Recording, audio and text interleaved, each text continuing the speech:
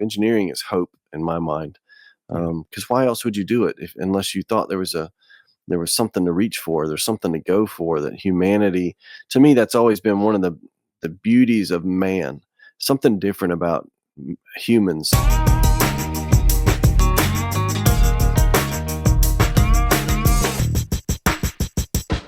And I also think of whenever you are in a position where you feel and recognize and know that you have been called of God to fulfill a specific task, a specific mission, and this can come with,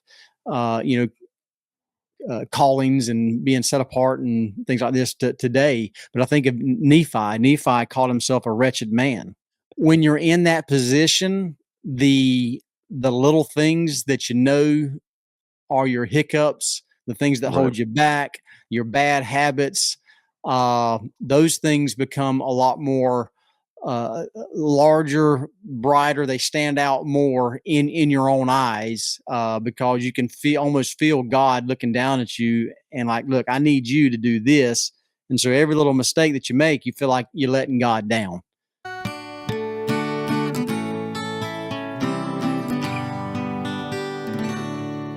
We are Saints in the South, your source for gospel growth and good times. Welcome back, everybody, to another episode of Saints in the South, episode 253, I think. Oh, we'll see. That sounded like a question. That's right. It's 253. Good to be back. Good to be with you. Hope everybody's doing well out there. Be sure and hit the subscribe button. Hit your notification bell. Check out the Facebook group, Saints in the South. Share some weekly wins. Share some personal thoughts on what you get out of Come Follow Me and those positive things going on in your life. This week, let us know. Don't be shy. Don't be shy. Join the conversation. Let your voice be heard, whether it is through microphone or through keyboard. Either way. There you go. Joe's going to lead us in some Come Follow Me this week. I sure am. All right. We'll jump right in. I actually like the idea. I was sold on it when Jackson would do, frequently he would do the introduction. So for when I'm doing it, I think for the most part, I want to do that. Yeah. So I'll just read it out here. This is Doctrine and Covenants 2, Joseph Smith History 1, verses 27 through 65. And the intro says, "It had been 3 years since God the Father and his Son, Jesus Christ, appeared to Joseph Smith in the grove, and Joseph hadn't received any additional revelation since then. He began to wonder whether the Lord was displeased with him. Like all of us, he had made mistakes, and he felt condemned by them. Yet God still had a work for him to do, and the work Joseph was called to do is connected to what God asks of us. Joseph would bring forth the Book of Mormon. We are invited to share its message. Joseph would receive priesthood keys to turn the hearts of the children to their fathers. We can now receive ordinances for our ancestors in temples. Joseph was told of prophecies that would soon be fulfilled. We are called to help fulfill these prophecies. As we take part in God's work, we can expect to face opposition and even persecution, just as the prophet did.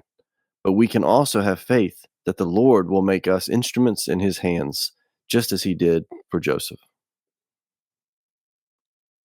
Strong intro, pretty good summary. There were a couple verses that I think stood out, and some thoughts here. One of the prompting questions they throw out there is, it says, "You may sometimes feel like the Lord can't use you because of mistakes you've made. What do you learn from Joseph Smith's experience?" In Joseph Smith History 1, 28 through 29. It gets pretty lengthy here, so bear with me.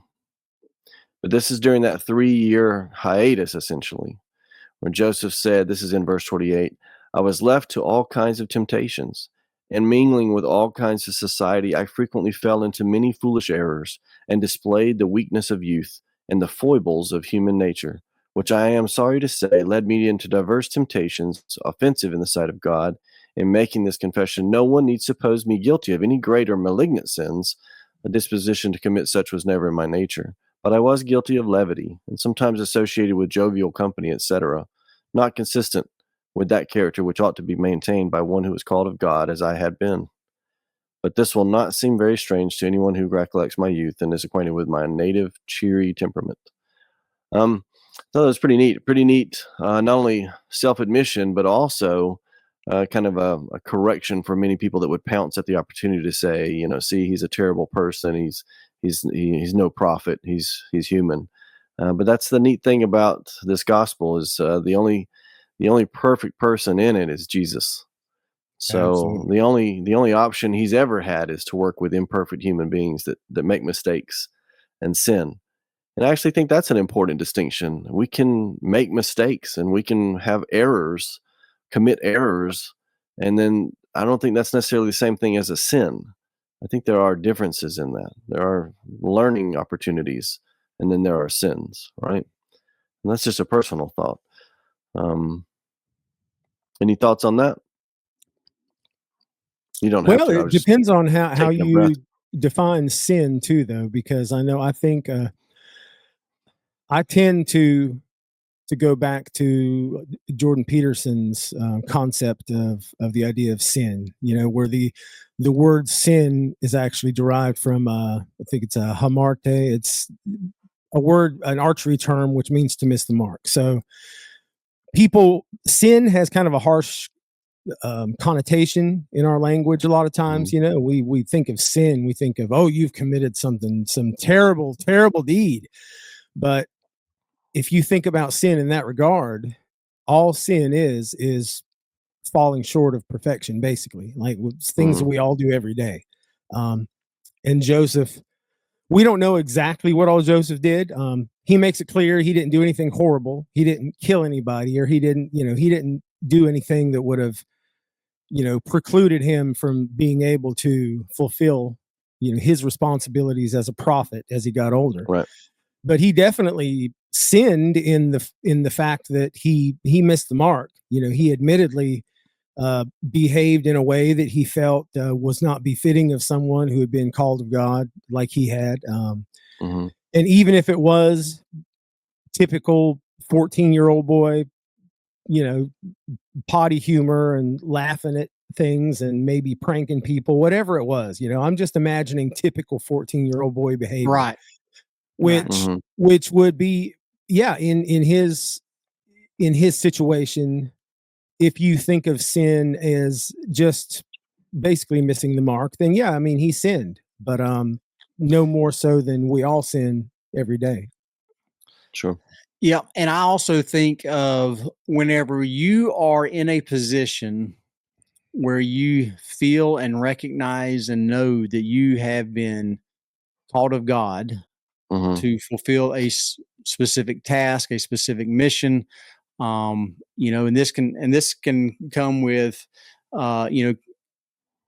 callings and being set apart and things like this today. But I think of Nephi. Nephi called himself a wretched man, right? And you think, man, Nephi saw himself as a wretched man. I think.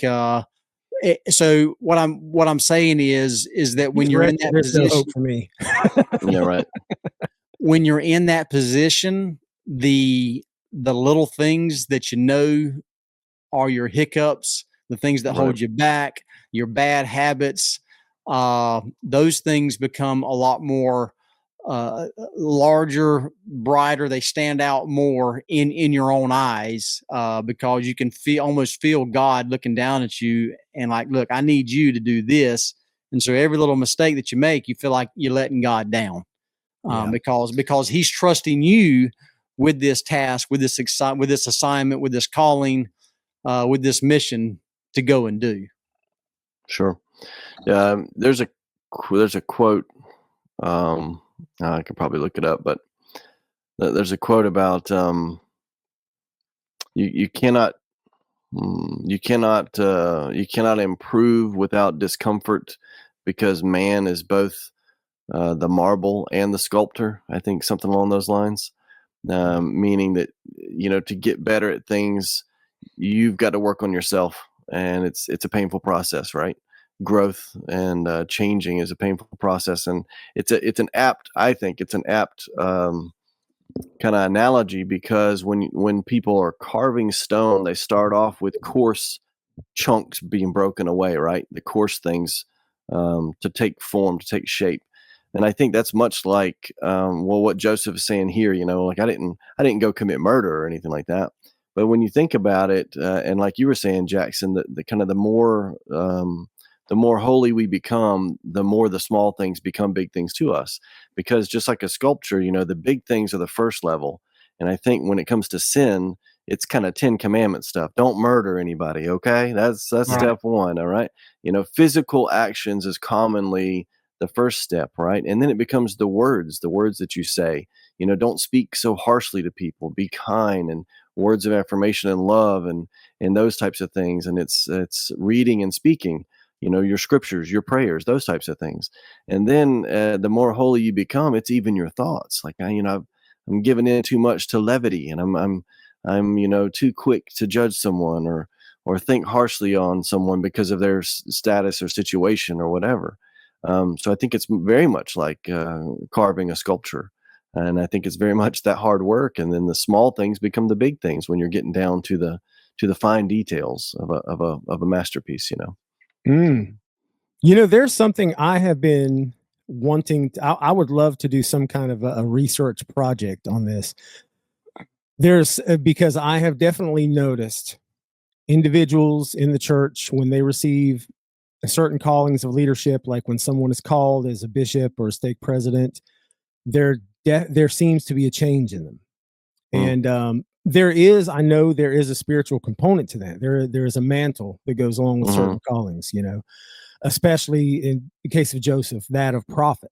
So if you were called to be a prophet or called to be a bishop, a stake president, any kind of, significant position of authority within the Lord's church, there is that mantle. And I would really, I'd be curious to know how much of it is that and how much of it is psychological, because I'm sure it's a combination. I don't know how much, because I have noticed even when people have been released from those callings, that they sometimes overnight seem like a completely different person.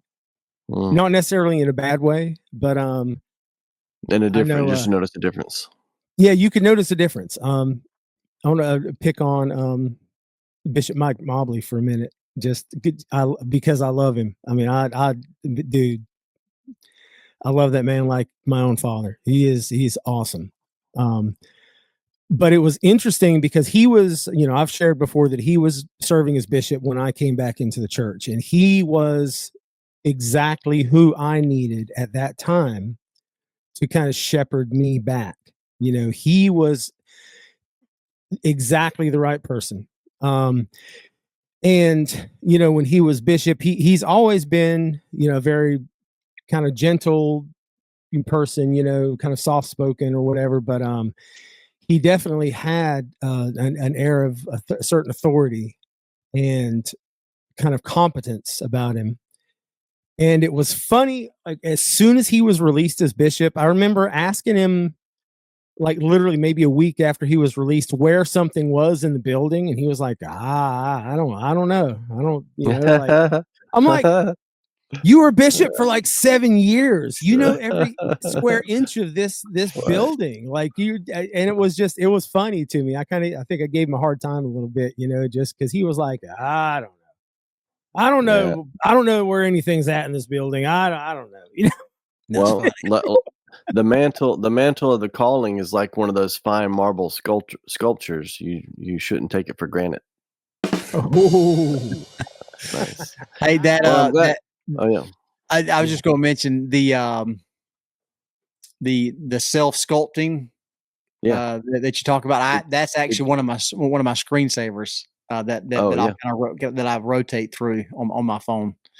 Nice. I really like that concept. Yeah. Is it the one I've seen a picture of as it relates to fitness of of really a fat man who's still like basically from the waist down, extremely obese, and he's he has a hammer and a chisel, and from the waist up, he's working on himself, and so it's pretty cool. Yeah, I don't have that one. This one it more resembles this.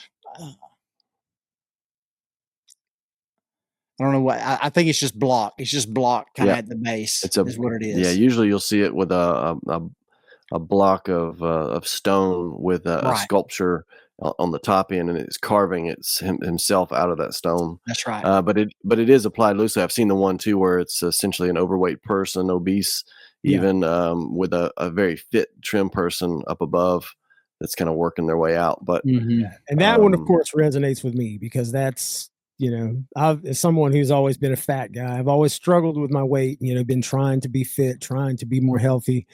It's hard, man. If you're not someone that is naturally genetically predisposed or whatever, because growing up, I had friends that were so fit, they could just eat anything. They could just eat and eat and eat and like never have a bit of body fat. And it would just piss me off so bad. Man, it'd make me so mad.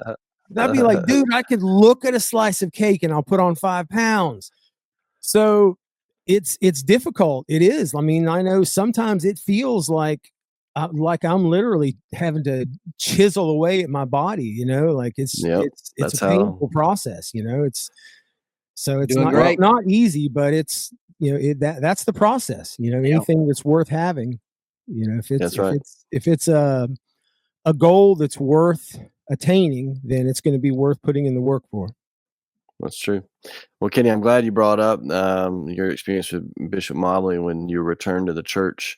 That actually ties in with what I was going to mention next. In verse 28, I'm going to back up closer to the beginning here, where Joseph starts off, verse 28, saying, during the space of time which intervened between the time I had the vision and the year 1823, having been forbidden to join any of the religious sects of the day, and being of very tender years, and persecuted by those who ought to have been my friends, and to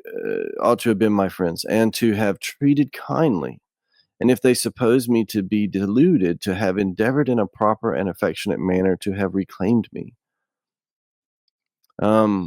I thought that really was interesting, and I listened a little bit to Jared Halverson. Are y'all familiar with him? He's member of the church, PhD, and I can't remember, American religious history or something like that, and very versed in kind of anti-Mormon literature and knowledge. But he also is very approachable, and he's very much a part of these interfaith conversations and stuff like that. And he had mentioned that stood out to him in how we often deal with those who have left the church or who are not in the church currently, either not active in the church or even antagonistic to the church.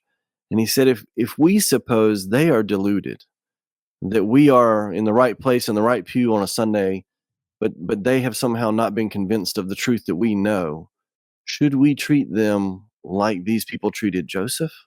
Because even Joseph points out that if they thought I was deluded, this is no way to try to get me back. This is no way to treat a friend. And I thought that was really poignant, really powerful in how we should deal with those not of our faith and those who are currently not active in our faith or even antagonistic to our faith.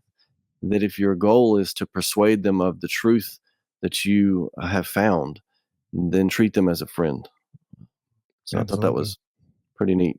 And I'm guessing that has something to do with your experience there, Kenny, and how you were talking about Bishop Mobley there.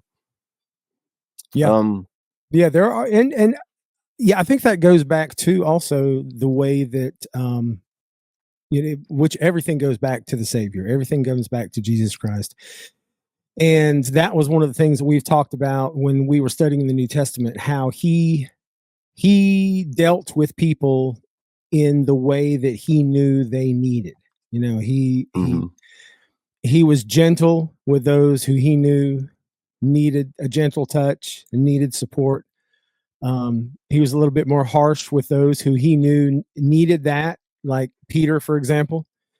Man, he was brutal with Peter sometimes. I mean, just like there's sections where it just makes me cringe. Like, oh my gosh, like he was Mhm. so mean to Peter, but obviously he knew Peter's heart, and he knew how to communicate with Peter in such a way to give him what he needed, to give him the encouragement he needed, to give him the correction that he needed.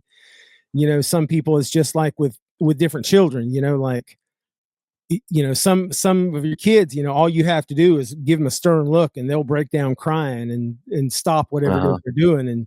And some It's like of our kids, you could pick them up and beat them half to death and it's not going to phase them. So yeah. I think it's like text messages too. We're reading it now, we're going, "Wow, that sounded really harsh," but it's just the way the text was written, This is how we read it in our head. yeah, Right. yeah, Um, that's probably a lot of it too. I'll share one more thing with you, on this, and it is that, there's a work for each of us to do. Joseph Smith kinda talks about that. There's a work for him to do. Jared Halverson also mentioned this, that, it's interesting because he had this amazing, incredible, miraculous experience in the Grove, right? Yeah. So very emotional, and that he realizes he's being called to something. Okay, and here we are 3 years later with very little contact or further events and things like that, right? And he's still committed. And Jared had mentioned that's a sign of character. And I thought that really relates to each of us. How often do we accept a calling and we're excited at first and kind of nervous and all that, but we're willing to put in the effort and everything. But then as the months go on, maybe years go on, are you just as committed? Once the emotion of the calling itself has worn, are you still committed? And I think that shows character. But even beyond that, there's a work for all of us to do. And if we sometimes may feel inadequate or we feel convicted by our mistakes that we've made in the past, that can be a bit of a stumbling block. But the Lord uses all of us. And I love this story from Samuel Taylor, who's the son of John Taylor. And I'll read it to you real quick. An outlying ward was having trouble getting a satisfactory bishop. There were two factions in the ward, each opposed to whatever choice the other made. One bishop after another had found the office hectic and of short duration. John Taylor was sent to straighten things out. He conferred with the local brethren, listened to both factions, looked over a list of names, said nothing. In meeting, he sat looking the audience over absently, apparently only half aware of what was going on, while both factions waited tensely for word of his choice. He arose to speak, wandered from one subject to the next, then suddenly he tensed, pointed a finger toward a stranger in the back of the hall. The fellow was a cattleman fresh from the range, wearing boots and a bandana handkerchief. Quote, "I feel it is the will of the Lord that that man be selected to fill the vacancy." And the flabbergasted stockman, who belonged to neither faction, gave up his chaw and tobacco and became a good bishop. And I think Wow. that's an awesome little diary entry. That's I just, pretty awesome story. And I I know, do want to go back for just a second yep. because I've never really thought of it this way before. But going back to Joe, what you were saying about my experience with Bishop Mobley and Mm-hmm. Joseph Smith's experience with the teachers of the day, the Methodist minister. Uh-huh. It's interesting to me because I never quite thought of it this way, but the way that he was treated kind of proved the truthfulness of what he was told in his vision, because he was told that all these preachers, they draw near to me with their lips, but their hearts are far from me.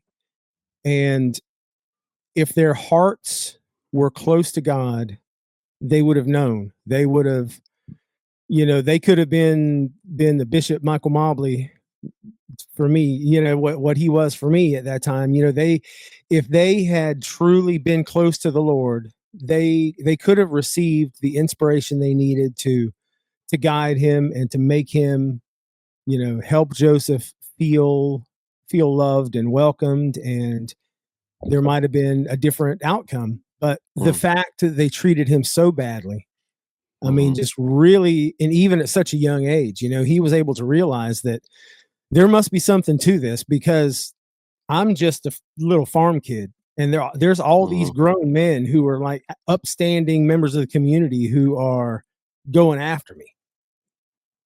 So Yeah. he knew, and they were, and obviously, yeah, I think it proves that they, like the Lord told Joseph, that they might have been preachers and pastors, and they might, but they drew close to the Lord with their lips, but obviously their hearts were far from him, because if they weren't, they wouldn't have treated him as badly as they did. So you're going to tap into one of my little thoughts that I need to flesh out to a full blown talk, Uh-oh. because Uh-oh. there was Here we go. there was a study published in Nature in 2020 about the part of the human brain that deals with spatial memory. You would say navigation, of kind of Mhm. just your sense of direction and how to get from one place to another. Some cultures, it's very, very innate, to Mhm. the point where they will say, "Turn, my east leg hurts," um, and it would change depending on their orientation, right? And even Yeah, say, like there in is the Utah, a tribal people that don't even have words for mhm, forwards, backwards, left, or right. right, They it's all Everything they cardinal use is directions. cardinal Yeah. directions. Yeah, yeah. So anyway, this study that was published was showing that, and this is 2020, just a few years ago, was showing that people who use GPS regularly, so now it's on our phone, and it's even predictive now, where it says you're at your house and it goes, oh, it's 8 o'clock in the morning. You must be wanting to go to work because it's a weekday. It's 10 Mhm. minutes to your work using this route. And if there's traffic or a traffic jam or something like that, it automatically reroutes you. So for some people, that's just life. You live life that way, and you're using GPS all the time. And they were showing in this study, even just a few years ago, that part of the brain diminishes. Mhm. The sense of direction diminishes in people who utilize that technology as a replacement for their sense of direction. So if and when they need that sense of direction, it's handicapped in them. It's kind of diminished in them. And so I think we can often get sclerosed, or calcified into a position, to where we're coasting. We're not really doing the work anymore. We're just used to being in that spot, and that's the spot we're in. And I think, as Kenny was mentioning, these kind of the preachers of the time, that they were set in their ways, and they weren't their spatial memory, their spatial awareness was turned off. They were kind of fixed, to where they were. And I don't think they were really able to evaluate it through spiritual eyes of what they were looking at when it came to Joseph Smith and this amazing, revelation, of his experience in the Grove. So anyway, Yeah, I little believe that's 100% true, and that is. I'm not going to go little down. I'm window. not going to go down this rabbit hole, but I'm just going to say it. Like, I Yeah. have a hypothesis, and maybe this is something I could talk about at length, because I've thought this through quite a lot. But my belief is that the human race is not becoming more intelligent as we go. We are becoming dumber. I believe we are becoming dumbed down more and more every generation, because we rely so much on technology. Because just like you were talking about, we have lost a lot of our innate senses and a lot of the Mhm. things that are supposed to be part of us, the God-given abilities and senses that we've had. Like it, If I was smart enough to know what you just said, I'd be offended right now. I'm just kidding. So I think the perfect example to that is this Chat GPT. You need to prepare a talk or Mm, write out a summary or write a report, and versus going through the painstakingly task of coming up with the words yourself, doing the mhm, research yourself, you simply just type in, hey, prepare a 15-minute talk on God the Father, right? right. And so it's going to spit something out. And Mhm. there you go. And it goes back to what Elder Bednar talks Yep. about, which is what we covered. You're shortchanging your own spiritual growth, yeah. That's right. Yeah, yeah.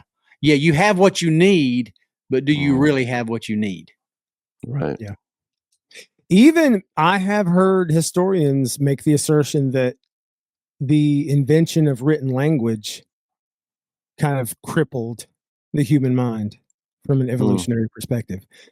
Because before we had written language, things were passed down by oral tradition. And Mhm. a lot of the great ancient literature we have Memorize. today, before it was ever written down, was passed down through oral tradition.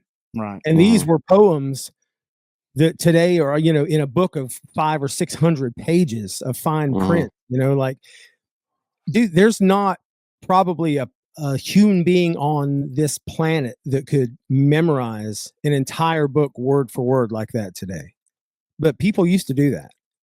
Yeah. People would sit around the campfire and there would be, the village elder or whatever would tell these stories, like night after night, night after night, they tell these stories and they would memorize them. And then at a certain point, they would know it. And, once they were older, they would tell the stories to the younger generation because they would have these long stories completely memorized word for word. Like because they didn't have the luxury of making marks on something that would represent the ideas that they were trying to convey in their minds. They had to have the words and the ideas stored in their minds. It was an ancient playlist, and then when they got older and started kind of forgetting where they were in the story, it was on shuffle. Yeah. Yeah, I think that's where we have to bridle ourselves in the use of technology. Yeah. I mean, you go from calculators, calculating things in your head to just typing it out, to asking ChatGPT what the answer. That's another cool story. I just want to throw this out there. If anybody interested right now, listening right now, rather, is interested in this topic, there was a short story written by Isaac Asimov titled "A Kind of Power." You're familiar with it, right, Joe? You know what I'm talking about. Yeah. Yeah. He did a lot of.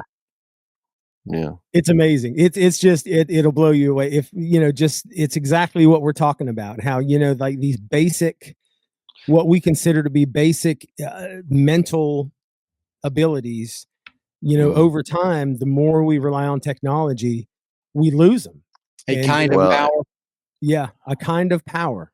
I'm 99% sure that's the correct title, is A Kind of Power. And who's that by? Isaac Asimov. Yep. Isaac Asimov, the most prolific, one of the most prolific writers in all of history, probably the most prolific science fiction writer in all of history. Yeah, big on science fiction and robots and artificial intelligence, and he's way ahead of his time. And he actually sets up some of the framework of kind of determining when do you consider it kind of reaching that level of self-autonomy or artificial intelligence and stuff like that. But all of our modern ideas about robotics came from Isaac Asimov. Pretty much. But Elder Bednar, one of the big takeaways, and I think applies to this, is kind of like who's in charge is what it comes down to. Like are you using that whatever XYZ as a tool to help you, or is that thing using you to help its purposes and its creators or its shareholders or whatever? Are you using it, or is it using you? And I think that's really ultimately what a lot of this comes down to. So I think the technology itself is not inherently bad, but it reminds me of the Navy ships. Obviously have some of the most advanced technology that exists in the world today as far as their navigation.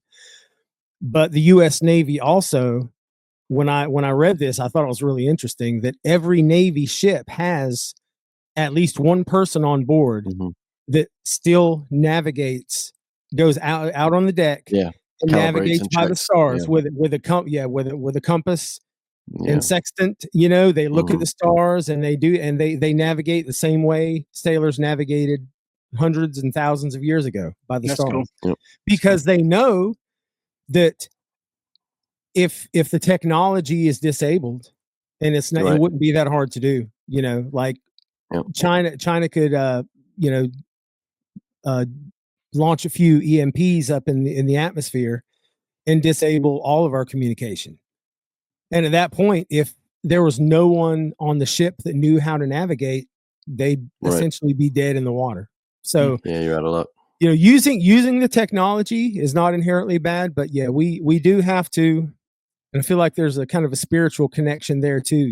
Like using these things aren't necessarily inherently bad, but we should never ever allow ChatGPT to completely take the place of doing the research, of sitting down at the table with our scriptures in front of us, and prayerfully like reading and taking notes and doing all the things, putting in the work that we need in order to receive that revelation. Right. And hopefully we are being the instruments in God's hands as we are using the instruments that we have at our fingertips. Mm. Right. Put it on a t-shirt, Jackson. That's right. There we go. Next t-shirt. Very good. Bam. Very good. Good job, Joe. Good job. Oh, thank you. Thank you. Kenny, do you have world news? Oh man, yes. We're all from the South. We're all from the South. We got fear people and we're not afraid to stand our ground. All right. So the obvious thing to discuss in this episode. So we are recording on the night of the 16th. This is January 16th. And if all goes according to plan, crossing my fingers because I've dropped the ball badly in this previous week as far as getting the episode completed, edited, uploaded. If all goes according to plan, this episode should be released this coming Sunday, which will be the 19th. And the very next day, Monday the 20th, there's going to be something big happening in world events. We will be celebrating Martin Luther King Jr.'s birthday. That's right. Yep. We will be celebrating Martin Luther King Jr.'s birthday, and we will also be inaugurating a new president of the United States of America. Yep. That's right. And so, peaceful transition of power. Yes. Beautiful. And content. So, yeah, this is one thing we did a whole episode talking about this before the election. And so since the election, obviously we know that not only did Donald Trump win by a landslide, but there was the quote unquote red wave. There was a very clear mandate among the American people that, change needs to happen. And so now it's going to be in the hands of President Trump and the Republican Party to listen to the American people and follow through with the things that need to be changed, because there's obviously been lots and lots of problems. We could go on forever about that. But I really liked Joe's challenge, I guess, when we were talking about the election, as far as making notes of what you think is going to happen and then comparing. Mm-hmm. And I'd like to revisit that.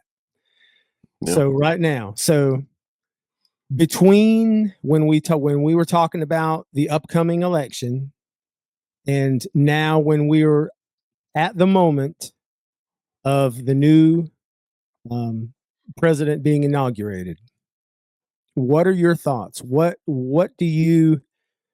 Has anything changed since November as far as, what you expect to happen or how you imagine or expect things to unfold? No, we know that the hearings have already started in filling his cabinet seat. Yeah. With Pete Hegseth and Pam Bondi as Attorney General. And Pete was first Secretary of Defense. Yep. So I think he's more prepared for sure, and putting people in place. And one of the things that he ran on in 2016 2015 going into being elected 2016 was draining the swamp. I don't think he admittedly did not realize how deep it was. And so I think he's a lot more prepared to do a lot more of that this time.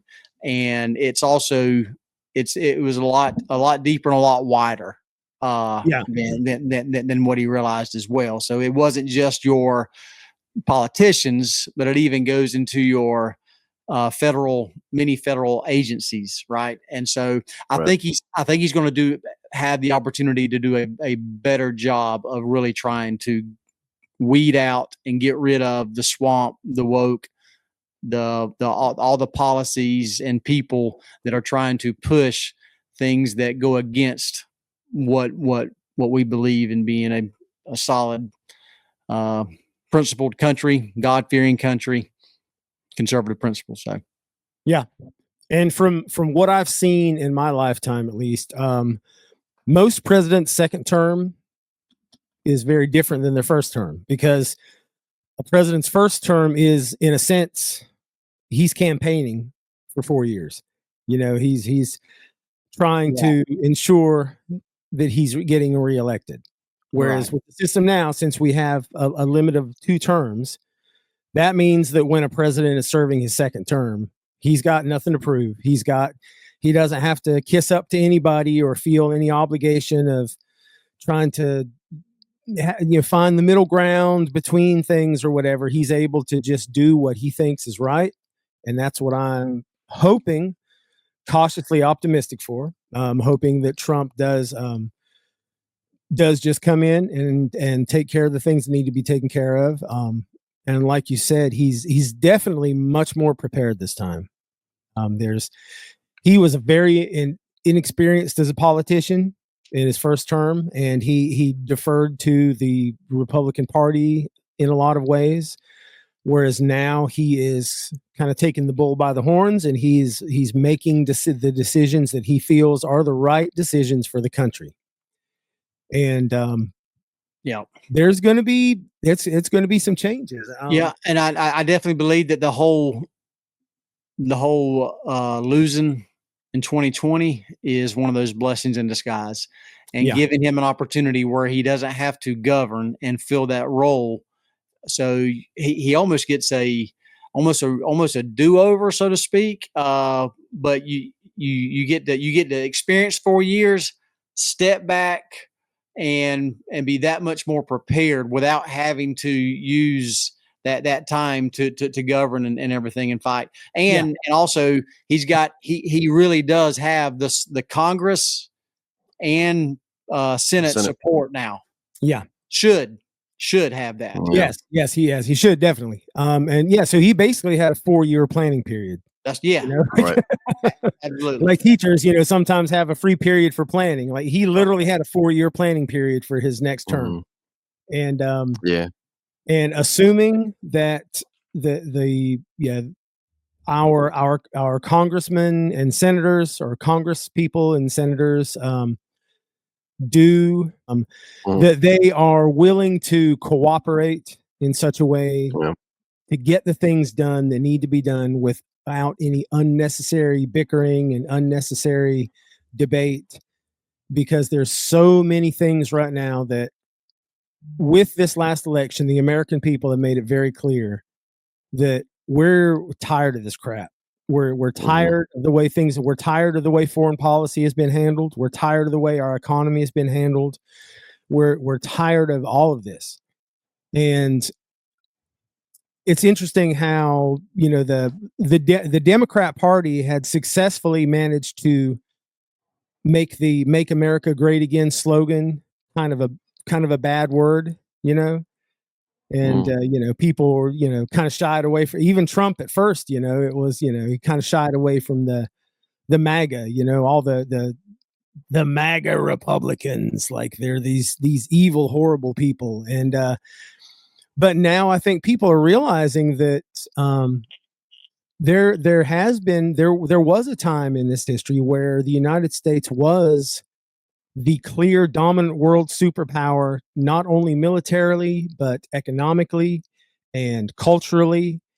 and educationally, you know, we were that city on a hill that you know, was it Reagan spoke of, you know, in one of his speeches. And so I really think that we're going to hopefully be able to get back to that. He's got good people in place to help us with and like RFK,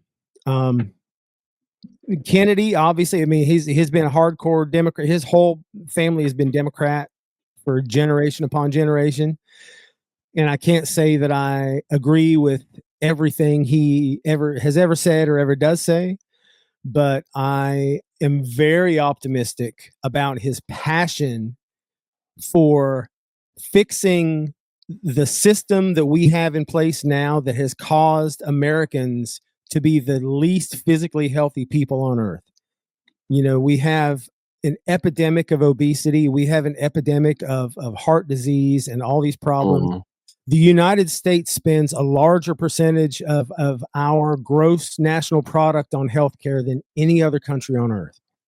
That is gross. Yeah, it's very gross. It's really gross. It's disgustingly gross. So there's a lot to be cautiously optimistic about. People will need to understand that it's not all roses and rainbows. This is one of the things that Benjamin Netanyahu, I think, is a good example. When he was on the Jordan Peterson podcast, he talked about a lot of the things that he did to fix, because the Israeli economy was kind of going in the tank at a certain point. And when your economy is going bad, there's no magic wand to just wave it and fix it and all of a sudden make everything better. You have to implement policies that are likely to be painful in the short term. And this is what Benjamin Netanyahu did this in Israel. And there was a couple years where he was extremely unpopular because the people were like, what are you doing, man? You are killing us. But the policies that he was implementing were designed for the long term. And so that certain things like Trump's tariffs, people have rightfully said that, okay, you think it's so great, but when Trump does all these tariffs, you're going to see your cost of living skyrocket. Right. You're going to see the cost of groceries go through the roof. You're going to see the cost of all these cheap Chinese electronics that we're getting in. All of a sudden, they're not going to be cheap anymore. And that's the truth. But the other side of the coin is that if he implements these policies and sticks with it, and he manages to negotiate trade deals, and this is something he's talked about since the early 80s, you know, and he negotiating trade deals with other countries. The United States always seems to have the short end of the stick on these trade deals. And Trump has always said, I mean, I've like I said, literally seen interviews and videos of him talking about this for the past 40 years, that we have bad trade deals. Why should we do that? You know, we should be making deals with other countries that are just as beneficial for us as it is for the countries that we're doing commerce with. And I was encouraged. One of the first things he did in his first term was to eliminate NAFTA. And if he did nothing else his entire first term, to me, that was worth it. NAFTA was the absolute worst trade deal the United States has ever been a part of. It was an absolute disaster. And no president since I think Clinton, was it Clinton, if I'm not mistaken, that signed the NAFTA agreement. Since Clinton, no other president has had the backbone to even do anything about it. And Trump stepped up and said, no, NAFTA's gone. We're no longer going to honor this agreement. We're getting out of it, which blew me away. You know, it made that right there made me a believer. So there's a lot to be optimistic of. And there's a lot of other stuff. I've kind of looked at the news. There's lots of good things happening. For example, Elon Musk or SpaceX successfully catches their second super heavy booster. You know, that's a feat that a decade ago would have been impossible.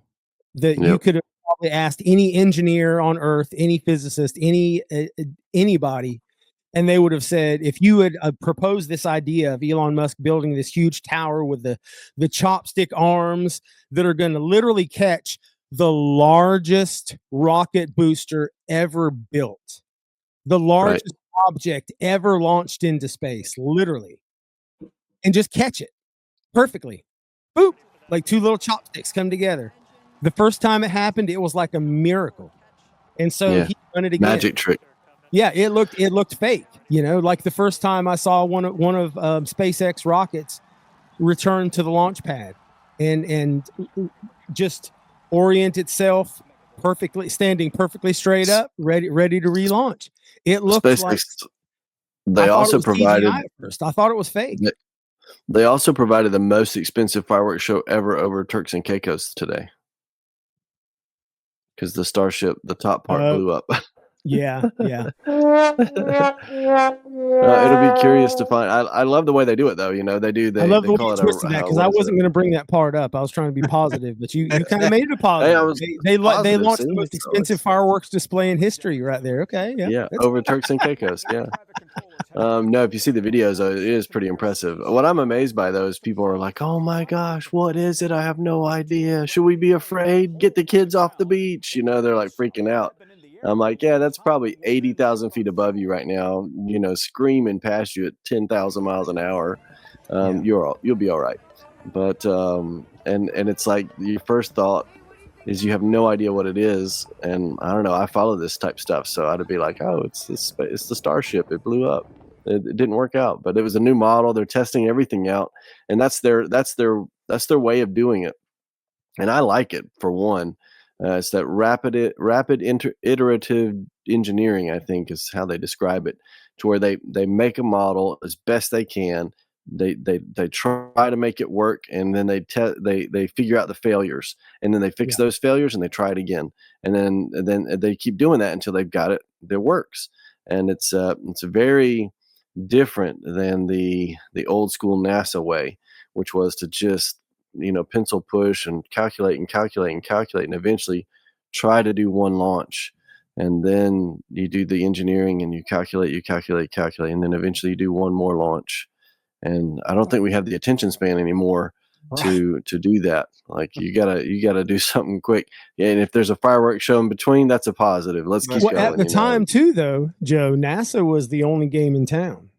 Right. So we don't have the luxury of the time, spending that time now, because there's so many other countries that are competing. Well, not only countries, but companies. Jeff Bezos also launched, and he tried to land his rocket booster, failed at it. But didn't he try and land his rocket booster? Yeah. Well, it's close. The engine's lit up. I haven't seen the final. Analysis on that, but they were they were in the neighborhood, and the engines ignited. So I don't know exactly how close they came, but it was in the ballpark. And their second stage did go up. It was orbital. So I mean, they succeeded on that. But no, I love all this engineering stuff. Engineering is hope in my mind. Because why else would you do it unless you thought there was something to reach for? There's something to go for. That humanity, to me, that's always been one of the beauties of man. Something different about humans is that, and Americans, I mean, maybe I'm being, you know, ethnocentrist, but Americans in particular have this drive of finding something new, of doing something new, of this lack of inhibition of something new, you know, just drive for exploration and daring and stuff. There's, you know, it's funny. There was a video that I still remember. I think it was something about the education system, and they were saying like America is like way behind on math and science and all this other stuff, and it shows this kid on a BMX bike like booking it down a hill, heading for a ramp, and it's like calculations and numbers and all that. Is like America's done terrible in all these categories, but there is one thing that America's consistently at the top of every list for, and this kid launches on this ramp, and like he's heading for a rooftop on a building, and he misses it by about 3 feet, hits the side of the building and falls down in the bushes. And they're like, confidence. That's hilarious. I was That's like, it's right. probably supposed to be making fun of us, but I mean, dude, I mean, it's the Southern thing. I mean, it's not necessarily the LDS thing, but the Southern thing is hold my beer, right? And watch That's this. right.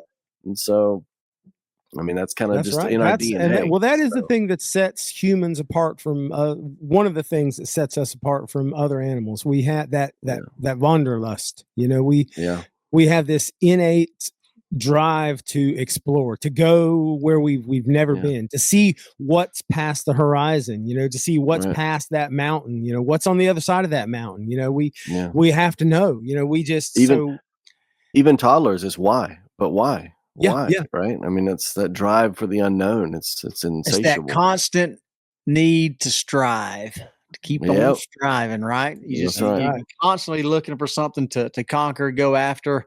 I mean, it's you know, you talk about, you know, the American being that way, but I mean, going all the way back to everybody that left the homeland, the mainland, the motherland, got on them ships and said, let's go find it. You know, where is it? It's there's something out there. Let's go find it. And can you imagine how terrifying that must have been at that time? Oh, yeah, absolutely. It's like the first astronauts that went into space. I can't imagine how terrifying that must have been. Right. Yep. Right. Or the first submariners going down to the deep blue sea. Yeah. I mean, they're like, okay, there's a really good chance I'm going to die. I'm probably not going to live through this. Yeah. If I do, it's going to be awesome though.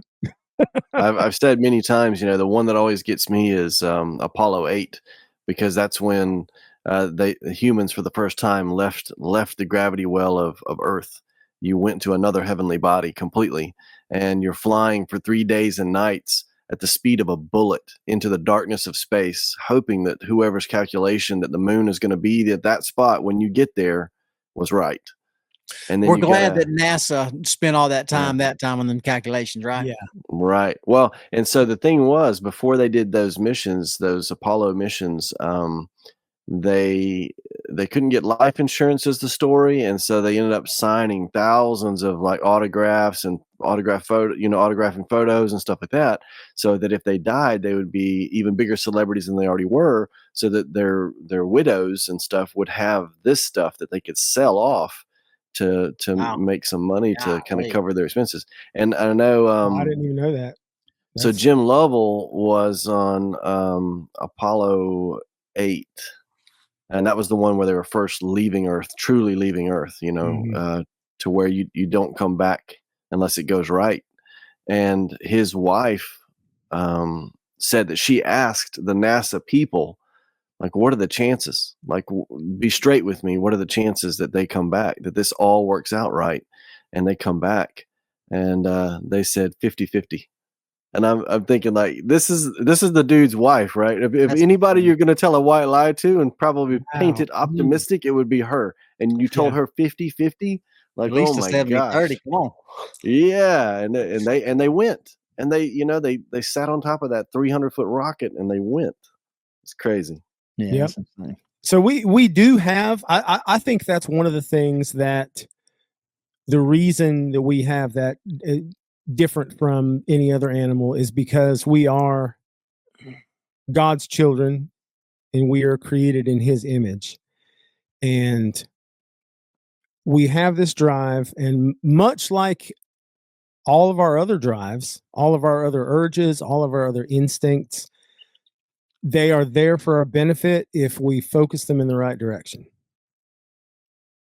Yeah.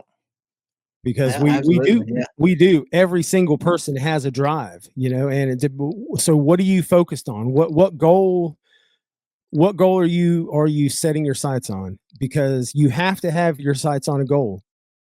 Because if you don't, you're going to be chasing something. Well, you're going to be chasing hedonic pleasure, or you're going to be chasing making a buck, or you're going to be chasing something. Right. If you don't have a goal in your mind, a higher purpose that you've already established. I do get maybe to kind of close this session out here. I do kind of get the feeling that this is almost our last. And tell me if y'all feel the same way. This is almost our last chance to redirect this ship. I mean, the government and everything, it is so freaking big and so corrupt that to correct this thing, I think it almost takes a miracle, really. And so, and I feel like this is really almost kind of our last chance to really try and correct this thing.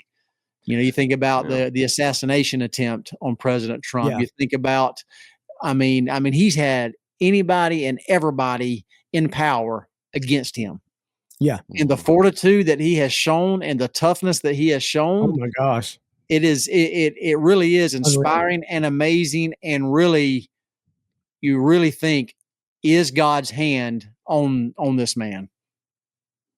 You know, so. You can't help but wonder. And I think that is the reason Trump is obviously he's no saint, he's no angel. He's a very, very flawed man. But my belief is that the reason so many Americans are willing to overlook that is because they believe he is the only man that we know of right now that has the ability to right the ship. Yeah. It's the classical tragic hero. I think you'll find Victor Davis Hanson, who's a PhD out on the West Coast, he said this, I think, during Trump's first run, that Trump is the classic tragic hero, who is the person that you wouldn't want over for dinner because he's not polite company, and you wouldn't want to necessarily do a deal with, but he's the guy that you bring in to clean up your town because there's bullies running the streets.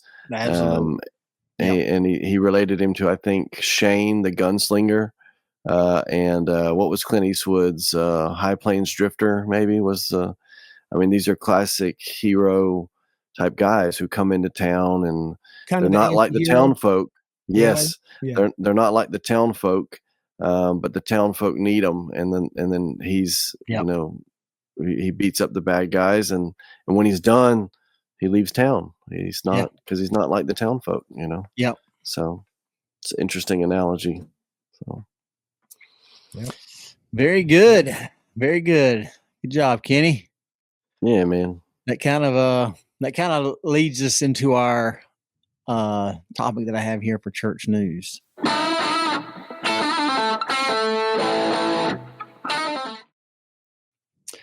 Church news. Let me bring this up real quick. I'm going to share my screen. Come right here. God loves underdogs. Come from behind victories and impossible, says BYU President Reese. In some sense, you could think of Trump as an underdog. In some instances, probably not, him being the billionaire that he is. But with what he has had to go through, I would definitely call him an underdog. Absolutely. And so just kind of, you think about Joseph Smith.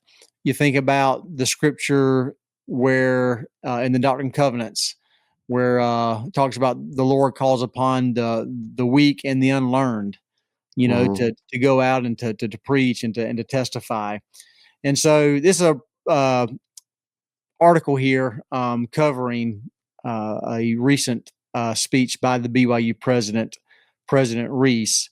He was put in this position last year, and here also now we talked about last week some of these changes that we're seeing at BYU, but anyway, he says a freshman at BYU, President Reese said he never imagined one day becoming a faculty member, let alone the 14th president of BYU. Such a scenario was not only improbable, it was, from my perspective, simply impossible. And then he just goes on and kind of gives some different examples with his personal life, as well as examples from the scriptures. Matthew 19:26, with God, Jesus Christ, all his disciples, all things are possible. With Christ, Peter walked on water. Lazarus and Jairus' daughter rose from the dead. 5,000 were fed from a few meager loaves and fish. And those who were sick, afflicted, blind, or lame were healed. With Christ, miracles happen, and I promise they will happen for you. And he goes on, speaking to the students there this semester, as you exercise faith in He who is mighty to save, President Reach promised. So anyway, I sent this article to my family, and I love the title of this: God loves underdogs, come from behind victories, and the impossible and stuff. So, what are your thoughts on that? Any thoughts there? Yeah, I got you. I think a lot of it is about perspective, though, right? If you feel like you're the underdog, there can be some advantage to that, and kind of pumping yourself up. I know David Goggins, we've mentioned him before. He's a Navy SEAL and just a hard charging, foul mouthed dude. And he's he was doing an interview not too long ago, and they were asking, what's your kind of playlist? What do you listen to when you run? And he goes, well, listening to music and stuff is cheating. And so, what do you listen to?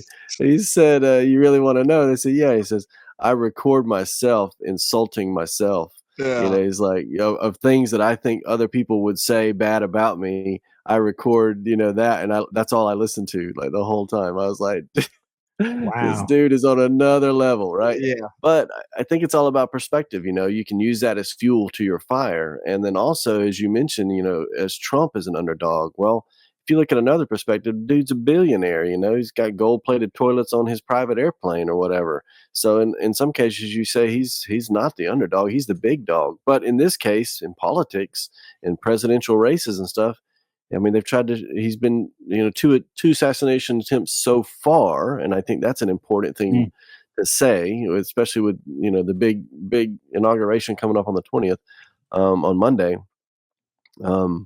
So far. But in that case, he is the underdog. But he's not the first billionaire businessman to try to run for president. Right. And that's true. You might remember Ross Perot. Ross Perot was, a lot of people loved Ross Perot, but Ross Perot couldn't fight the two-party system. Right. They couldn't get a foot in the door. He was an outsider. He was an outsider, and I don't think he ever had a chance. There was a lot of people. He had a lot of support, but I know he was an outsider, underdog. I know the elders Hutchison. Is that the way you would say that? Yeah. Elder Hutchison and Elder Hutchison.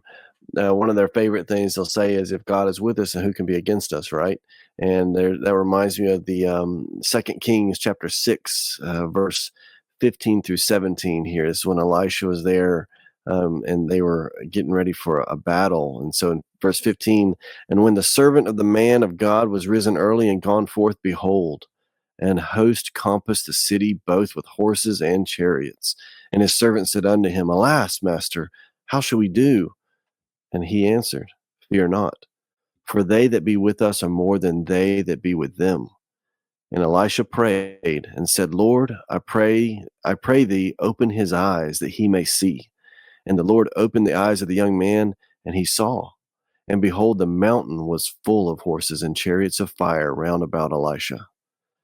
So the angels are with you. The angels have your back. God has your back. And when he's got your back, you're never the underdog. He's in control of everything. That's right. I like that. Last little bit on this from his speech. He talks about being the miracle in someone else's life. He says, perhaps on Instagram, it can appear like someone else is always getting the fatted calf, the robe, or dare I say, he says, or dare I say, a ring before you. President Reese said, in other words, miracles are happening in somebody else's life, but not in mine or yours. It appears that way on social media. In such moments, President Reese urged listeners to become a miracle for someone else. When you are someone else's miracle, God's grace will fill your soul. You will witness miracles because you will be one. And then finally, he said, one does not need to be a mentor and a professor in someone else's life. Like you don't have to be fulfilling a big role. Those miracles can come out in small ways through ministering to each other. stuff. So Mhm. I like that. Be the miracle in somebody's life. Right. That's There's awesome. that saying, a father said to his son, son, we don't have a lot of people because we're the people that other people have. And That's I think right. that's kind That's of right. I like that. That's good. be the miracle. That's it.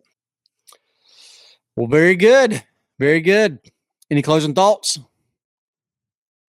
I do have. All right, I got it. Okay, what is it? So I think last week I shared a Teddy Roosevelt part of a speech, right? Mm-hmm. There's another speech he gave that I think applies to some of what we've been talking about, and I think this actually could cover the grounds for the parenting advice as well. In the news that I'm sure you've already started seeing about the world news, you mentioned the SpaceX's Starship, the literally the biggest thing humankind has ever lifted off the face of the planet, had flown to space today, came back down and was caught by a tower's mechanical arms. I mean, amazing, amazing, amazing. But the top part, the Starship, the top part of the rocket blew up. Something went wrong, and it showered down over Turks and Caicos in a grand fireworks show, most expensive fireworks show anybody's ever seen. And my guess is a lot of people are going to try to skewer him over it. Musk, that is, and all of SpaceX. And when you could celebrate the advancement they've been making, instead you're going to have thousands of people trying to detract from how he messed up, right? Same way with being the underdog and people telling you you're not good enough or you don't have what it takes. The same thing with Instagram filters and people's fake lives of perfection and utopia. Well, Teddy Roosevelt gave some advice on this, and it's his Man in the Arena speech. It is not the critic who counts, not the man who points out how the strong man stumbles or where the doer of deeds could have done them better. The credit belongs to the man who is actually in the arena, whose face is marred by dust and sweat and blood, who strives valiantly, who errs, who comes short again and again, because there is no effort without error and shortcoming, but who does actually strive to do the deeds, who knows great enthusiasms, the great devotions, who spends himself in a worthy cause, who at the best knows in the end the triumph of high achievement, and who at the worst, if he fails, at least fails while daring greatly, so that his place shall never be with those cold and timid souls who neither know victory nor defeat. Yeah, I love that one. Boom. Be in the arena, be in the game, Yeah, right? man. Go after it. Right. Very good. Yeah. The Lord said you can be hot or cold, man. If you're lukewarm, he'll spit you out of his mouth. You got to get in there. You got to pick a side. You've got to get in the fight. Got to be proactive. Got to strive. Got to strive. Got to strive. Till next time, y'all keep on striving. On the side. Come on. JPL, Jet Propulsion Labs, designed they work very closely with NASA, and they're actually maybe the tip of the spear when it comes to NASA engineering. And so they designed a rover and a system to go to Mars and land a rover the size of a small car, right, on another planet. When it made it to Mars and it's burning through the atmosphere and the parachute opens, it's got this weird color pattern on the parachute, orange spots and white spots, and it's in some sort of pattern, and people are going, what is that? What does that even mean? And so the JPL nerds, they would probably like it if we called them that. They're proud of that. Yeah. And they worked hard for it. But they literally created like a binary code in the parachute that let this scientific miracle land on the surface of Mars without fracturing into a million pieces. They wrote in this code on this parachute, "Dare mighty things." And I thought that's freaking awesome. And it's still, I mean, it's there on the surface of Mars, just floating around, doing something. But that rover is still going up there, dude. It's got holes in the wheels and Really? miles on. Yeah. putting miles on it. So it's pretty cool. But those Fair guys, I mean, mighty things. that's American stuff right there. That's it.